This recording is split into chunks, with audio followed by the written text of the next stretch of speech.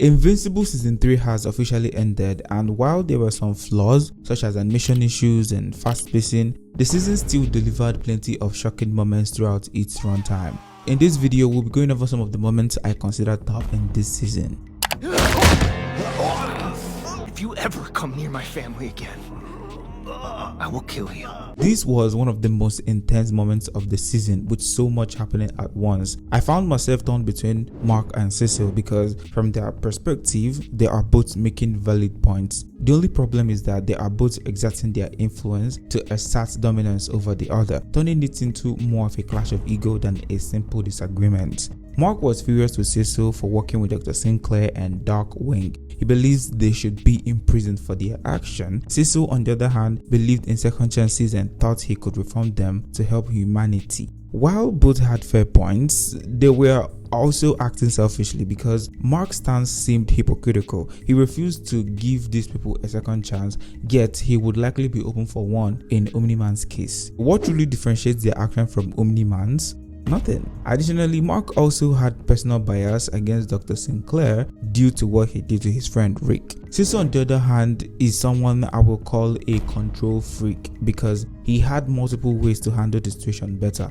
but instead he chose to assert dominance by activating the implant in Mark's head without his knowledge. That is a heavy violation of human rights. Did he seriously expect Mark to be grateful for having a control chip secretly implanted in his head? If this is not the highest breach of privacy, I don't know what is. Mark is also failing to acknowledge his own influence because as a full-fledged Viltrumite, he is an undeniable threat, which is exactly why Cecil was determined not to be caught off guard again after the whole Omni-Man's issue, right? Cecil's biggest mistake was his poor handling of the situation. Activating the implant and unleashing the reanimate on Mark was a terrible decision. It only escalated the conflict and made things even more intense for him. Instead, he should have allowed Mark to fly off to cool down rather than resorting to control tactics that ultimately led to unnecessary destructions in the city. Because this place Mark landed definitely destroyed a lot of things, and I'm putting the blame on Cecil. What I appreciated the most about this situation was Cecil's assertiveness in standing his ground and calling Mark out. Despite not having any superpowers, Cecil made it clear where he stood and set firm boundaries. If he hadn't done that, Mark might never truly respect his authority or the work he does.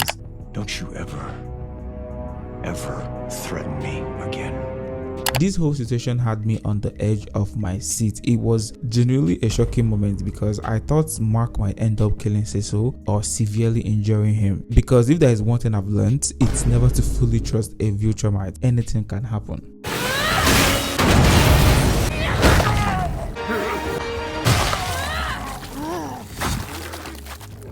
That's what happens when you're a bad guy.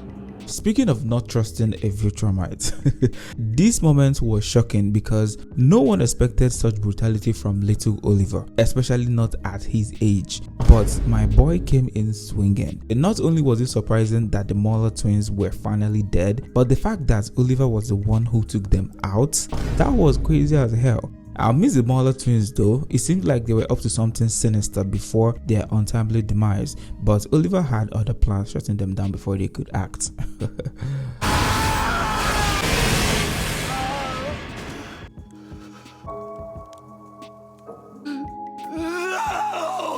This might be the most unhinged villain moment in the entire Invincible series. Power-Plex burning his wife and child alive just to get revenge on Mark for something Mark didn't even do is pure insanity. This dude is a complete creep. Why drag an innocent baby into something that had nothing to do with him? The worst part, why did his wife go along with it instead of choosing to protect their child? I don't know who's going to answer this question because the fuck? Power-Plex was a victim of the Chicago massacre caused by Omni-Man. Tragically, he lost his sister in the devastation, so he now heaped the whole blame on Mark and vowed to make him pay for that. The fact that Mark faced no consequences for the incident got him messed up, so he decided to take matters into his hand and take Mark out himself. He then staged a fake hostage situation with his wife and child after several failed attempts to get Mark's attention. The fact that this man supported the idea of gagging his little baby is still beyond me because the fuck?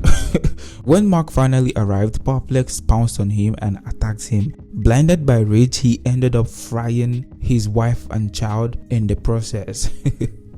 This moment genuinely shocked me because I never expected him to go as far as killing his own wife and child. The entire situation was absurd because how could he be so consumed by revenge that he completely disregarded his own family, ultimately causing their demise? Nah, that's some psycho shit for real. But I will cut him a little slack because he did tell his wife to go home, but she refused. So I must say, they both got what they deserved. Stand ready for my arrival, worm.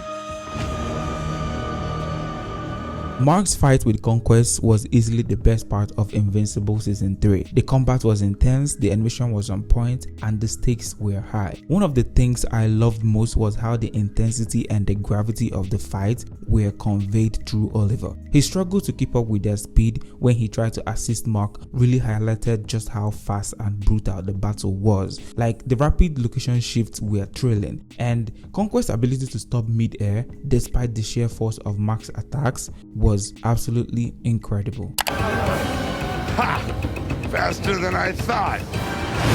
No matter. This fight wasn't just visually stunning, it had some amazing moments like Eve stepping in to save Mark and giving Conquest a run for his money, Oliver putting himself in danger. This scene here had me at the edge of my seat because I thought Conquest would rip him apart. I really thought that. Conquest also showing a rare moment of vulnerability by opening up about his loneliness to Mark. That was surprising to me. These were all shocking moments. I talked more about the Conquest review in my last video, so check that out if you haven't already. I've got one thing left. And what's that? My entire goddamn skeleton, dickhead. Bro, I didn't know how to feel when this happened. I was speechless. I wanted to believe that Rex will be back somehow, but I know if that were to happen, then that would be corny as hell. Rex's death was shocking, not just because we lost a great character, but because of how he went out, sacrificing himself in such a tragic way. Rex was a fan favorite, and I didn't expect him to die this early in the series. It's surprising that his abilities couldn't charge organic matter, because what do you mean he couldn't find anything else to charge at this moment?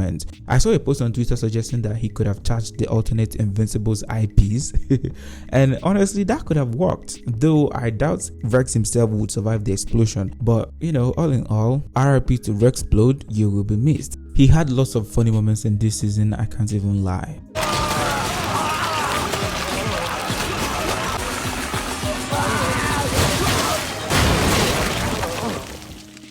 This scene was straight up brutal and insanely creative. Never in my life did I think of multiplying yourself to the point where your bodies literally bust through concrete wall as a viable escape plan. That was some next level thinking. This was one of the most shocking moments in this season because what do you mean this was even an option? Like, the sheer number of bodies needed for this to work is beyond comprehension. I can't even imagine it. Multiple debuted in this season and immediately outshined Duplicates in terms of creativity, because I remember Duplicates once mentioned feeling the pain of our clones, but Multiple demonstrated insane resilience with this act, and it's making me question if that is the same thing with him, because if he's feeling the pain of his clones, then this escape stunt is beyond crazy, and it made him stand out compared to how Kate used her powers. But regardless, we still love you, Duplicates, but I know Immortal loves you more because, yeah, why not? Honorable mentions to the Invincible War arc and Nolan and Alan's prison escape. They didn't make the list because, in my opinion, there wasn't anything particularly extraordinary or shocking about those moments.